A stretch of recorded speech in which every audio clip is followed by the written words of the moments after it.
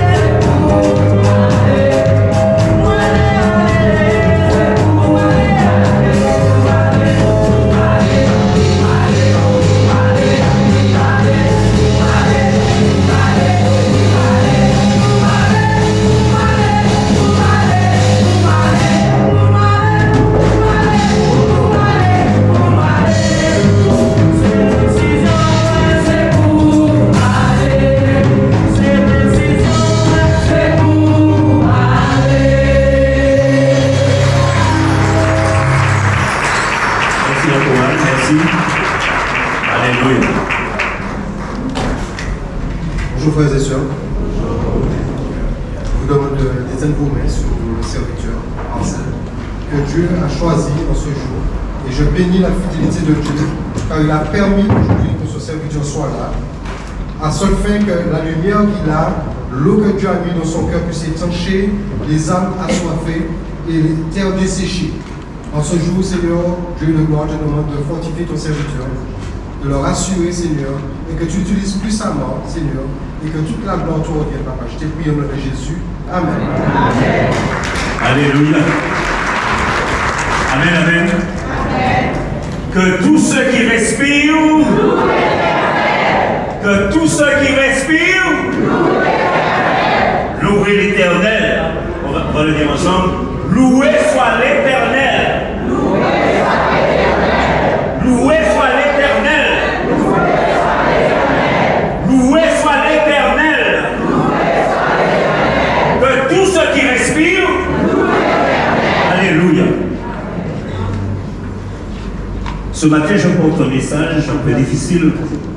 Mais avant tout, vous voyez, c'est un mot qui dit toujours n'y a bagaille pour empêcher la possession passée. Vous connaissez ça? Vous comprenez ça?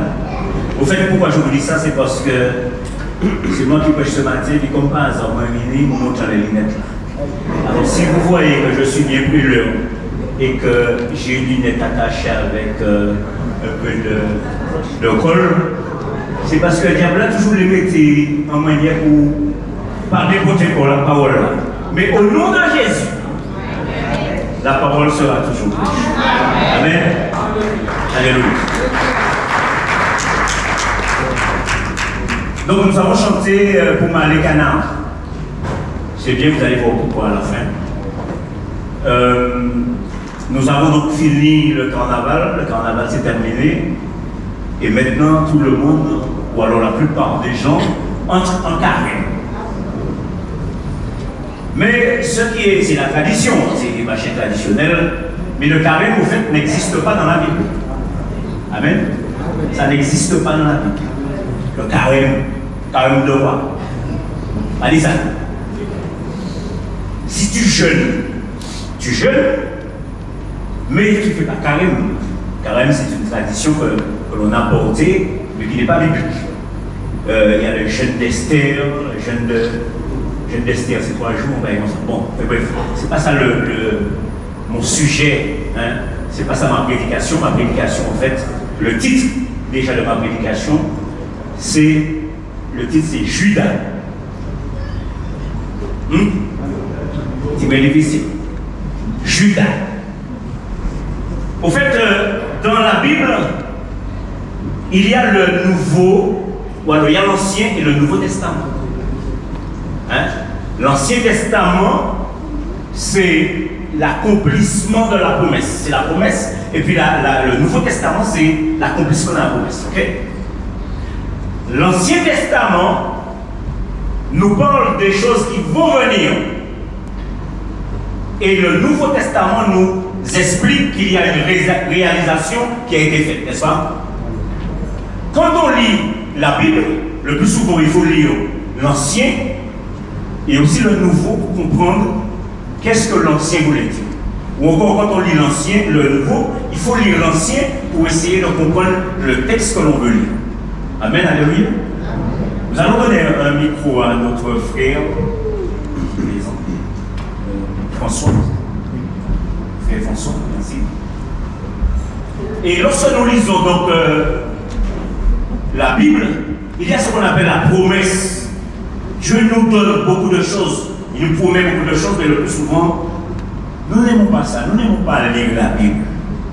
La Bible, quand on lit la Bible, on est fatigué. On commence à bailler et puis après on...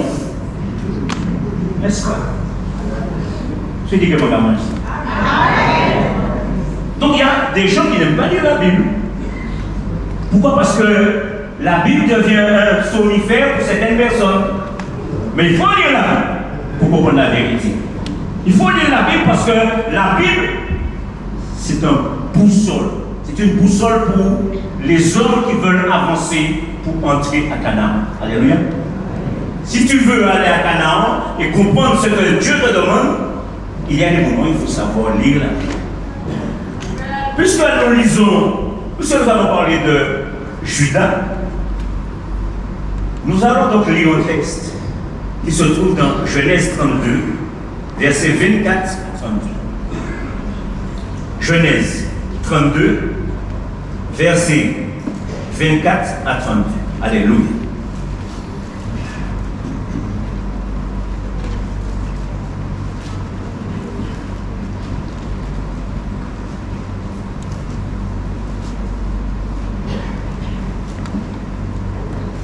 Je lis la parole, que dit-elle donc?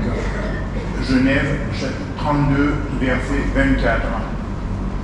Jacob demeura seul. Alors un homme lutta avec lui jusqu'au lever de l'aurore. Voyant qu'il ne pouvait le vaincre, cet homme le frappa à l'emboîture de la hanche. Et l'emboîture de la hanche de Jacob se délit pendant qu'il luttait avec lui.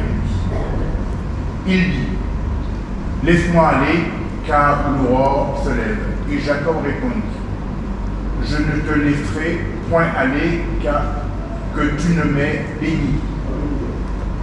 Il lui dit: quel est ton nom? Il lui répondit: Jacob. Il dit encore: ton nom ne sera plus Jacob, mais tu seras appelé Israël, car tu as lutté avec Dieu et avec des hommes, et tu as été vainqueur. Jacob l'interrogea en disant: fais-moi, je te prie, connaître ton nom. Il répondit, pourquoi demandes-tu mon nom? Et il le bénit là. Jacob appela ce lieu du nom de Péniel, car, dit-il, j'ai vu Dieu face à face et mon âme a été sauvée. Le soleil se levait lorsqu'il passa Péniel. Jacob boitait de la hanche. C'est pourquoi jusqu'à ce jour, les enfants d'Israël ne mangent point le tendon qui est à l'emboîture de la hanche, car Dieu frappa Jacob à l'emboîture de la hanche au tendon. Amen, alléluia. Amen. Amen. Au fait, là, nous avons une image. Nous sommes dans une image, donc on va la voir aussi, paraît-il, qui veut empêcher le péché, mais non. Merci beaucoup.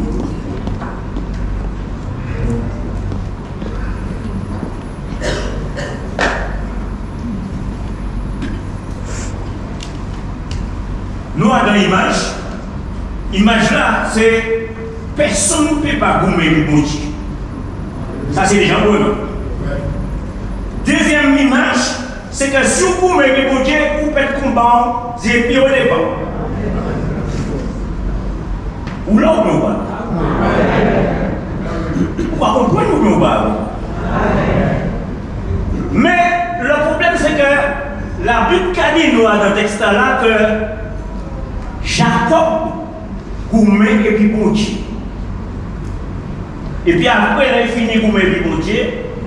La Bible nous explique que Jacob était le vainqueur. Alléluia. Mais quand il était le vainqueur, ça veut dire que son nom a été changé. On ne l'appelle plus Jacob, mais il s'appelle Israël. Alléluia. On va essayer de comprendre deux petites choses dans ce texte-là, par rapport à ce texte-là. Ce sont des manuscrits que l'on met au haut de votre Bible. Hein? Quand vous avez la Bible, vous regardez à côté, il y a donc des explications. Donc ici, c'est Osée. Osée 12, versets 3 à 5, que nous allons lire. Il est tout petit dans votre Bible, vous regardez, il est marqué Osée 3, versets 5 à 12. Lisons. Osée 3. Osée 12, versets 3 à 5. Osée 12. Osée, chapitre 12, verset 3. L'Éternel est aussi en contestation avec Juda, et il punira Jacob pour sa conduite. Il lui rendra selon ses œuvres. Dans le sein maternel, Jacob saisit son frère par le talon, et dans sa vigueur, il lutta avec Dieu. Il lutta avec l'ange et il fut vainqueur. Il pleura et lui adressa des supplications. Jacob l'avait trouvé à Bethel et c'est là que Dieu nous a parlé. Amen. La Bible nous dit que Jacob donc lutta avec Dieu. Alléluia. Il nous dit que Jacob est en contestation avec Juda. Un petit peu plus bas, il nous explique que Jacob, dans Genèse 32, il dit que Jacob lutta avec son frère. Il ne lutta pas, mais il tient son frère par le talon lorsqu'il naissait. Donc là, il venait sur la terre, comme il y a deux jumeaux au bout des moments. Donc Jacob, quand il sortait, il tenait son frère Ésaü, donc par le talon. Et là, dans Osée, on nous explique cette chose-là. Ok? Et on nous parle aussi de la contestation de Jacob. Amen? Avec l'Éternel. Deuxième donc, référence qui se trouve dans le texte, c'est 2 Corinthiens 12. 2 Corinthiens 12, versets 7 à 10.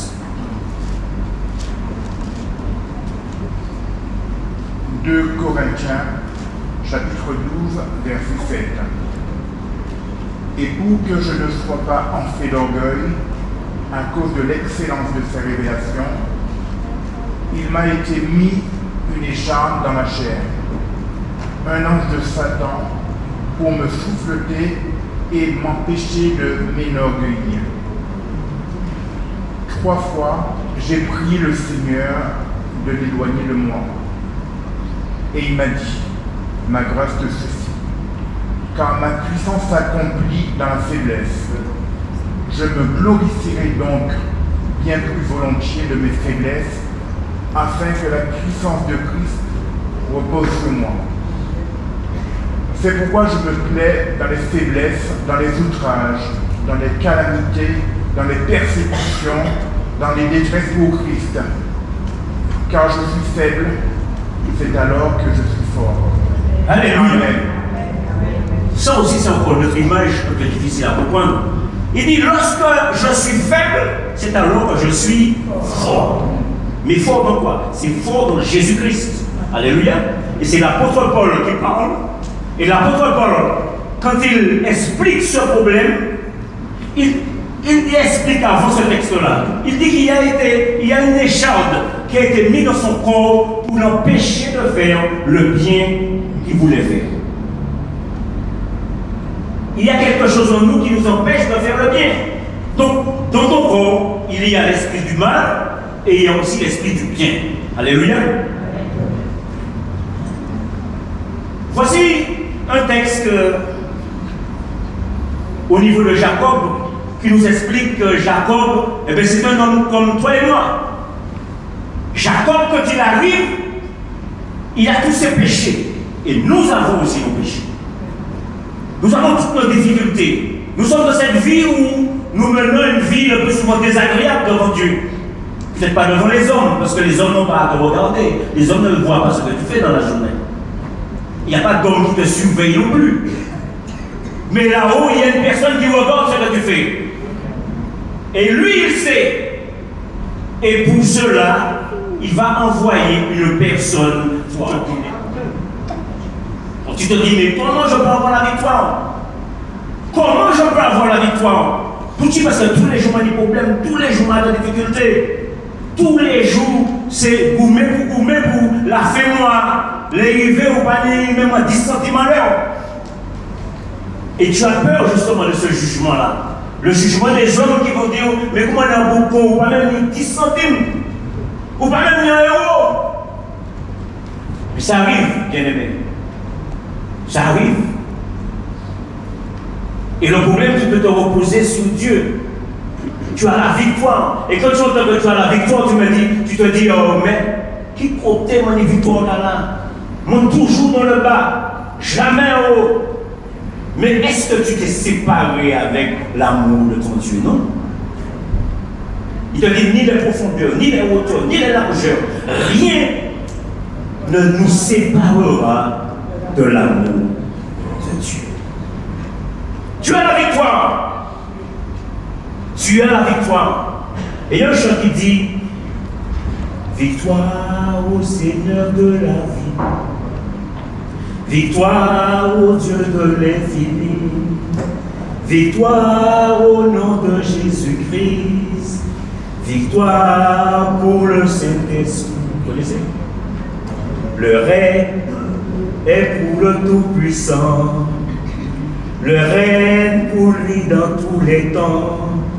Car l'agneau a donné son sang, qui crie victoire dès maintenant. Alléluia. L'apôtre Paul nous dit quand il est faible, c'est alors qu'il est fort. Et bien souvent, les gens nous disent que lorsque tu prépares un jeûne, par exemple, la Bible te dit que lorsque tu prépares un jeûne, ne montre pas aux gens que tu as un visage fatigué. Non. Il faut que lorsque tu fasses ton jeûne, tu es fatigué, c'est vrai. Parce que tu attends le résultat. Mais tu supplies Dieu. Et tu auras le résultat de ton jeûne. Mais le vrai jeûne, c'est de visiter la veuve et l'orphelin. Alléluia. Et cet homme arrive, c'est-à-dire Jésus-Christ de Nazareth. Il arrive il fait déjà trembler le monde. Et il donne sa victoire à celui justement qui a besoin. Imagine-toi une chose simple. Imagine-toi que tu as pris tout ton temps pour faire une maison. Et lorsque la maison est construite, tu dis à une personne, tiens, je te donne la maison. Est-ce que tu penses que c'est faisable? C'est faisable. Mais c'est difficile de faire ce geste-là. C'est comme si tu as préparé des examens depuis très longtemps. L'examen que tu attendais depuis très longtemps, quand tu as réussi cet examen, tu dis à une personne qui ne l'a pas préparé, tiens, Jésus-Christ de Nazareth est le roi des rois, Seigneur des seigneurs. Et il vient, il te dit, je te donne la victoire. Sa victoire, je te donne la victoire. Alléluia. Et puis, un gars, par exemple, Hérode le tétrarque, Hérode arrive, et puis il entend que Jésus-Christ de Nazareth est né roi des rois. Pourquoi ça fait une vieille imaginative là? Pourquoi? Parce qu'il pense que Jésus-Christ de Nazareth est venu prendre sa place.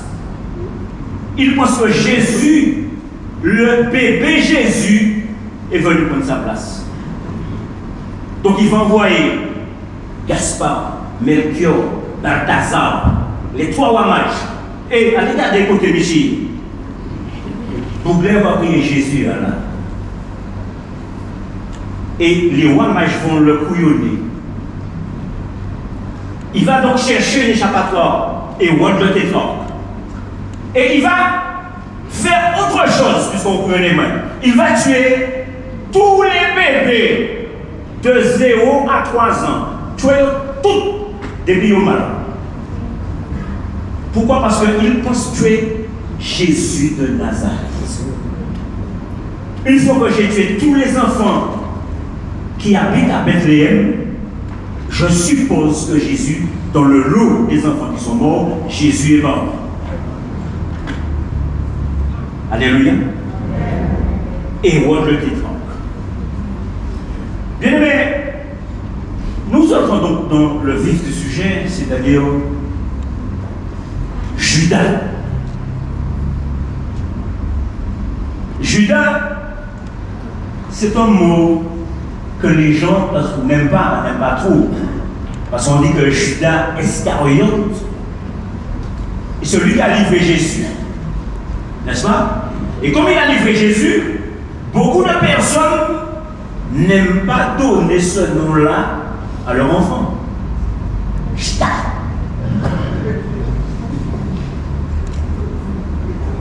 Mais Judas, c'est un nom glorieux, d'origine hébraïque.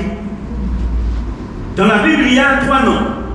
Il y a Jude, Judas qui s'écrit avec A, et puis Judas qui s'écrit avec AS.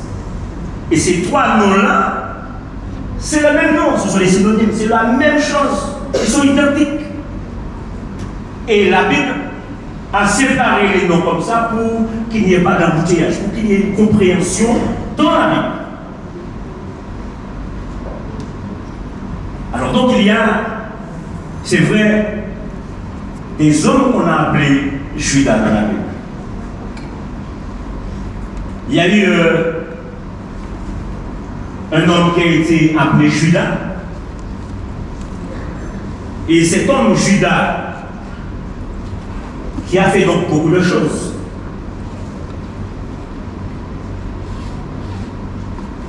Et l'apôtre, parmi les apôtres de Jésus, il y a 2 personnes qu'on appelait Judas. Amen. Donc il y a un homme qui s'appelait il s'appelait Judas. Je vais trouver son nom, attendez, excusez-moi.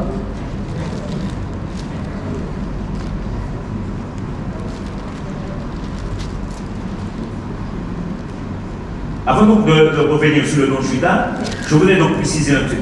C'est que lorsque Jésus-Christ de Nazareth donc, veut se révéler à toi, parce que la Bible, c'est un endroit où Dieu se révèle à chacun de nous. Amen, alléluia.